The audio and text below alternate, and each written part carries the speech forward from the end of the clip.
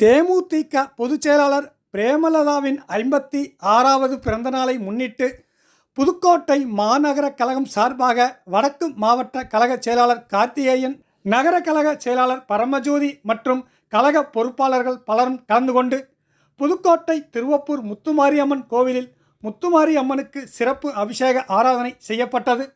பின்னர் பொதுமக்களுக்கு இனிப்பு வழங்கி தேமுதிக பொதுச் செயலாளர் பிரேமலதாவின் பிறந்தநாளை மகிழ்ச்சியுடன் கொண்டாடினர்.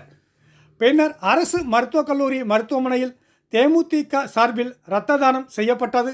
அதனைத் தொடர்ந்து அங்கு பணியாற்றும் தூய்மை பணியாளர்களுக்கும் பொதுமக்களுக்கும் மதிய உணவு வழங்கப்பட்டும் தேமுதிக பொதுச் செயலாளர் பிரேமலதாவின் பிறந்தநாள் விழாவை புதுக்கோட்டையில் உற்சாகத்துடன் கொண்டாடினர்.